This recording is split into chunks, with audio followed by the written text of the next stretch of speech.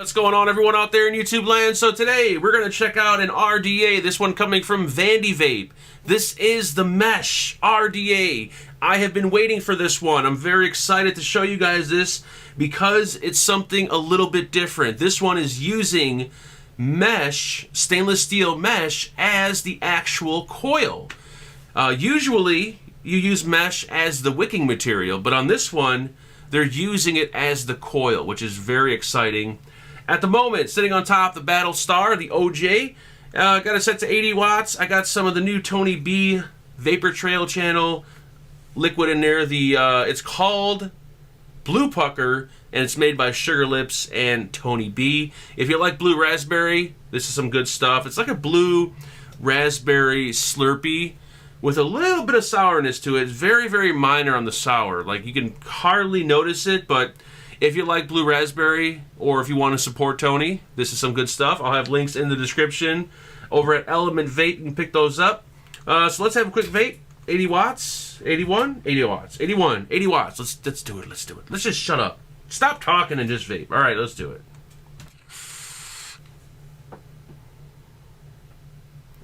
Hold on. That was nothing. That looked weak. This thing can put out some intense clouds. Let's do 90 watts.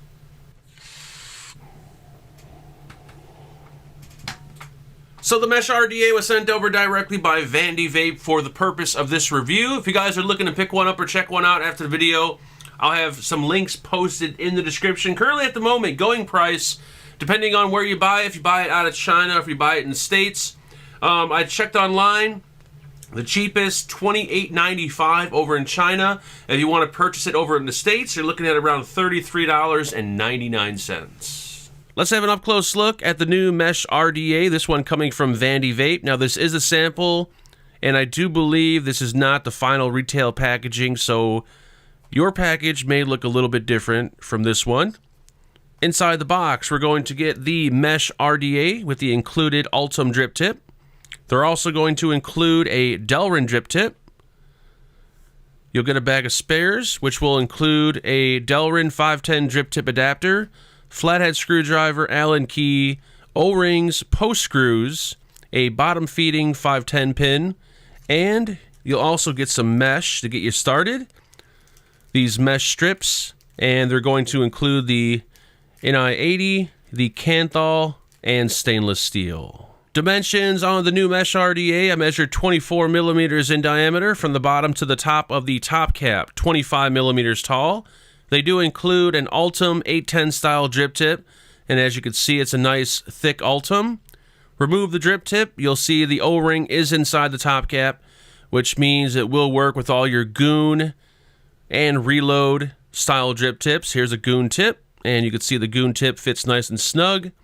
They also include a rather strange-looking Delrin drip tip, very low profile, and it has knurling along the side of the drip tip. I thought it might have been an adapter, but nothing plugs into the top. And of course, they do include that 510 drip tip adapter if you want to use your smaller 510 drip tips. Along the top, we're going to have the Vandy Vape logo machined into the top cap.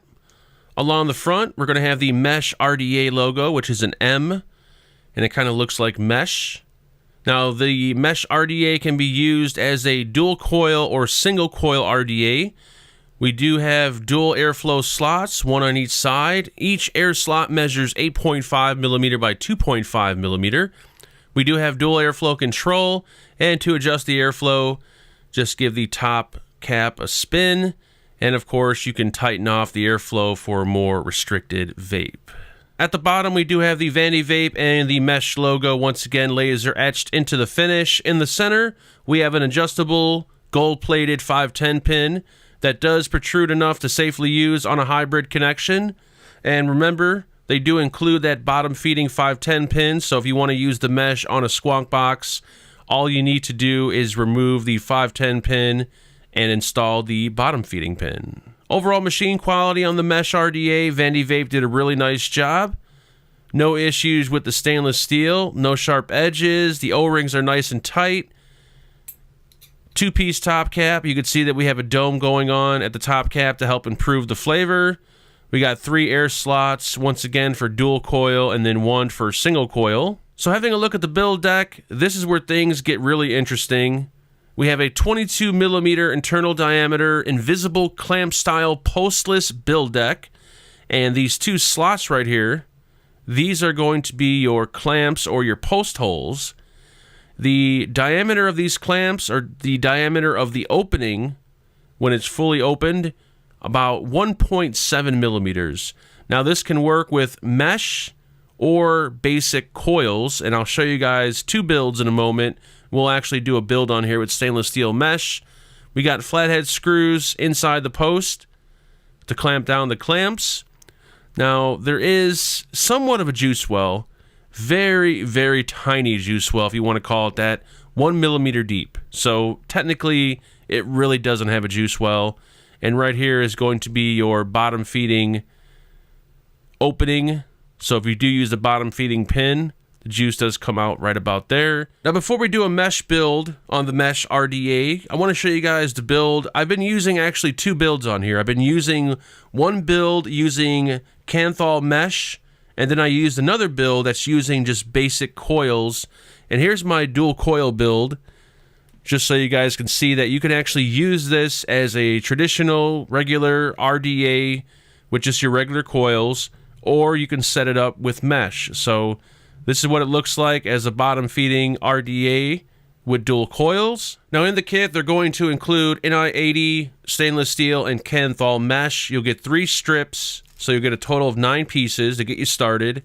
And you can also purchase this pre-cut mesh, and it comes already pre-cut to the correct diameter, which is really nice. Or you could just use your traditional stainless steel mesh that you buy pretty much anywhere, the squares.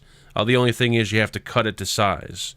So what we're going to do is we're going to use the stainless steel, and you might want to trim a little bit off the end.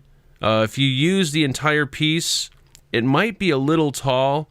It will work, but you might get a little spit back. So if I install this piece right here without cutting it, and keep in mind when you install it, you can push it all the way down. You don't have to worry about the ends of the mesh touching the bottom of the RDA. It's not going to short out.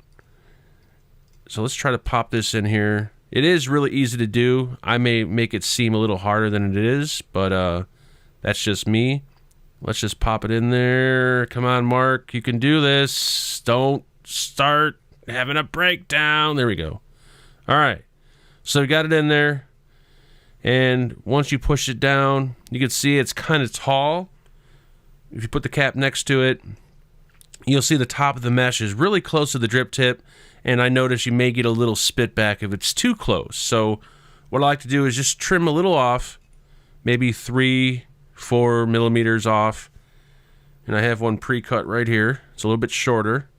And all you're going to do is just drop it in here and then screw it down. Voila, there you go. So really easy to mount it. And then once you get it screwed down, you can go ahead and kind of position it how you like it. You could bend it into place. And of course, depending on how long the piece is, depends on your resistance. So after I cut off about 4 millimeters or so, you can see my resistance 0.19. And if you're using the Kanthal or you're using the NI80, that will also probably, the NI80, you'll get a much lower resistance than the stainless and the Kanthal. So you can mess around with different sizes to try to get a lower resistance if you like. But there is 0.19. We'll drop this down to maybe 70 watts.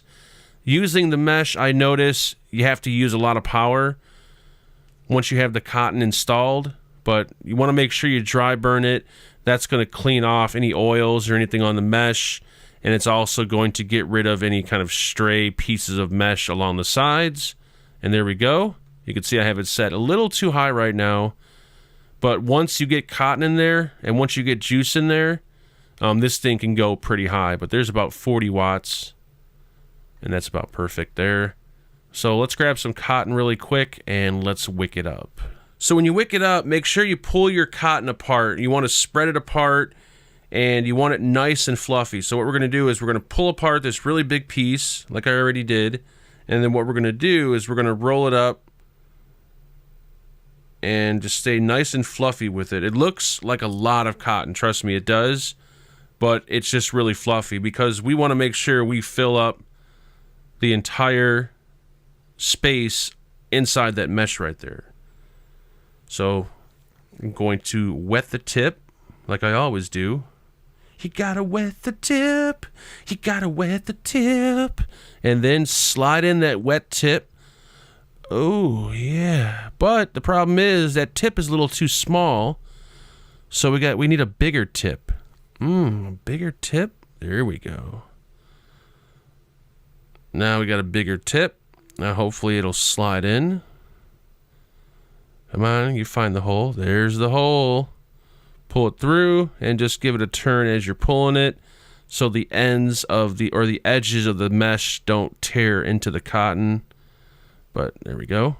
Looks good. So I got the cotton placed in there pretty good, and you don't want to put cotton along the sides right here because you want the airflow to be able to hit the mesh directly. If you block off the mesh with all cotton, you're going to kill the flavor. So just make sure you leave the sides open. All right, got it all juiced up.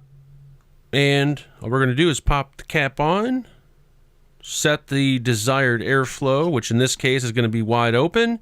And that's pretty much going to be it, guys, for the up close and personal. Let's jump back up and let's have a vape. So if you never vaped off stainless steel mesh before, let me tell you, the best flavor possible is with stainless steel mesh. Way back when Genesis atomizers were popular, that was pretty much the only rebuildable atomizer out back then, was RDAs and Genesis atomizers.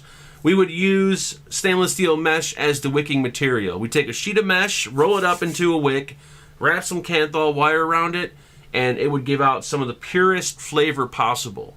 Now with this, we have a combination of mesh and cotton, so we get the best from both worlds. The reason why, you know, everyone uses cotton nowadays, because cotton is more affordable, it's easier to work with, easier to wick up, and most of all, it can handle the higher wattages, it can handle the lower resistance. If you try to do a super sub-ohm build at 100, 150 watts with stainless steel mesh, as a wicking material, you're going to get dry hit, you're going to burn, because mesh doesn't keep up as fast as cotton does.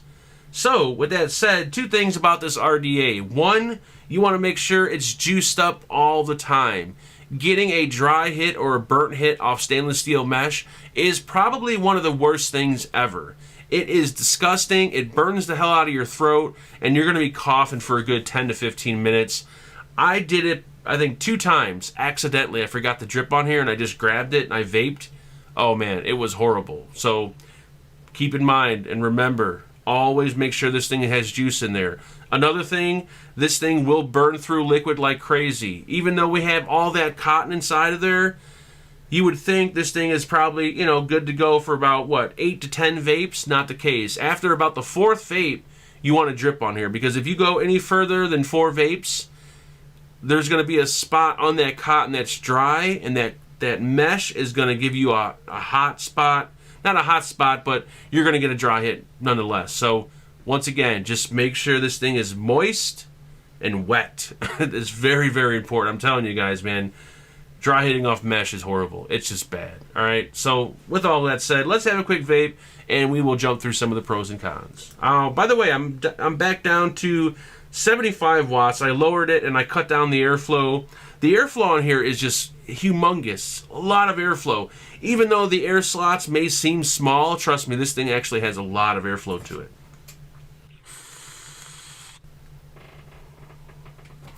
And the clouds may seem a little small on my end, but you need some really powerful lungs to take advantage of all this airflow. And I kind of flooded it right now, so now I'm leaking everywhere. Yeah, so I mean, you know, you got to be careful with this RDA, but I think the payoff is well worth it. Let me actually crank it up a little bit higher. Let's go to 80. Oh, that's 90 watts. Let's do like 85 watts. Alright, so starting off with the pros. Pro number 1 is going to be the build quality. Vandy Vape still being somewhat of a new company. You guys know by now, they put out some really good quality stuff for the price. Stainless steel, seems like a nice quality stainless steel, no sharp edges, the O-rings are nice and tight. I have no complaints when it comes to build quality, so thumbs up for that. The next Pro, very, very easy to build on and easy to wick. Whether you're using mesh or you're using regular coils, this thing is a breeze to build on. It's just like building on a postless RDA. So wicking it, building it is a breeze. Thumbs up for that. The next Pro, you can use stainless steel mesh, Kanthal mesh, nichrome mesh. I didn't even know there are all the different versions of mesh. And you could actually use regular coils in here. You guys seen the build and the up close, so if you're not into the mesh thing and you want to use it like a regular RDA, you have the option to do so. And let me tell you, the vape, the flavor is different. When you're using mesh and using regular coils, you're going to notice a difference in the overall vape quality. One's going to taste a little bit different. Both give you good flavor, but it's going to be a different vape. But overall, I think it's a cool idea that you can use both mesh and regular wire. So thumbs up for that. The next Pro puts out good flavor, not the best flavor in the world, but puts out good flavor and the vapor production. This thing can really pump out the clouds. My lungs are old and dead. I mean, I got asthma and they're just riddled with I don't know what inside of there, but I can't really, you know, make these things pump out clouds, but trust me, this thing can really put out some vapor. Just remember, keep it moist. Keep it moist. But overall, the vape experience on this is lovely. Really, really nice. So I will give it a thumbs up for that. And the last Pro, of course, is the fact that you can use it as a bottom-feeding RDA on your squonk mod. And what's nice is since we have all that cotton in the center, that squonking pin is right in the center of the cotton. So when you go to squonk, that juice is just pumping right into the center of the cotton. So actually, it's a really nice RDA to use on a squonk device. So let's talk about some of the cons. I got two cons. Con number one, it has no juice well. It's got like a lip. A 1mm lip is all it has. It would have been nice if it had a juice well so we could do a little bit more with the cotton. But yeah, there is no juice well. Not too sure why they decided to design it like that. So I will give it a con for that. And the next and last con, I'll say it. I said it a million times. I'll say it again. Dry hitting on mesh is horrible. Make sure this thing is juiced up. You know, if you're on vape number 5 and you look at your cotton and it looks juicy and moist, still put liquid on there, because halfway through the vape, there might be a section of that cotton that's a little dry, and once that mesh starts, you know, running dry, oh man, it's bad. So yeah, it is kind of sensitive, and it's not really for the beginner. It's more for the experienced vapor that kind of knows what they're doing, because if you just forget to drip on it, it's going to be a bad, bad day for you. So at the end of the day, if you're looking for an atomizer that's going to allow you to kind of tinker around, that's going to allow you to experience mesh with a combination of cotton, and will also allow you to use regular coils, if you want to experience a different type of vape, I think you're going to really enjoy the mesh RDA. There were a few atomizers that attempted to do the mesh thing. They didn't really succeed. And I hope that we see a lot more of this style come out, because mesh, like I said, puts out some of the best flavor possible. And if you have a mesh, if you're vaping on a mesh build and a cotton build, your juice is going to taste completely different. That's how much cleaner the vape is going to be. So at the end of the day, I think this is an awesome RDA for someone who wants to experience the mesh thing. This is probably the better one out of the group of mesh RDAs that are currently out there. And it's affordable. So yeah, at the end of the day, I would recommend the mesh RDA. So that's it, guys. That's all I got for you today. If you have any comments or questions on the mesh RDA, please feel free to leave them below. Please like, share, and subscribe. I'll talk to everyone very, very soon. Make sure you guys build safe and vape on.